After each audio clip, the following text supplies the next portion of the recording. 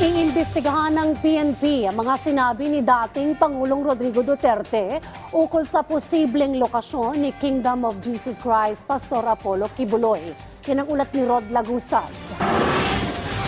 Pag-aaralan ng Philippine National Police ang naging payag ni dating Pangulong Rodrigo Duterte na alam nito ang kinaroroonan ni Kingdom of Jesus Christ Pastor Apollo Kibuloy. Si Kibuloy ay may kinakarap na sexual abuse at trafficking cases at meron na ring arrest warrant. Kailangan din po nating makausap siya kung sino yung kausap niya during that time at sino yung nakarinig nitong kanyang mga pananalita, sino yung nakapag-record. Kasi kung pagbabasehan natin, yung simpleng video lamang po ay this will constitute hearsay lang. Ayon kay Fajardo, mahalaga na tingnan ang konteksto ng pagkakasabi ng dating Pangulo. Ito ba ay sinabi niya parang just to tease yung mga kaharap niya, o is just a joke lang po? So kailangan nating makuha yung buong konteksto po ng kanilang pag-uusap because obviously ang isang tao na alam na ang kinakokoonan ng isang wanted person may be held liable for obstruction of justice. But then again, we want to reserve muna yung ating comment. Anya, pag-aaralan ng mga abogado ng PNP kung ang naging payag ng dating Pangulo ay may paglabag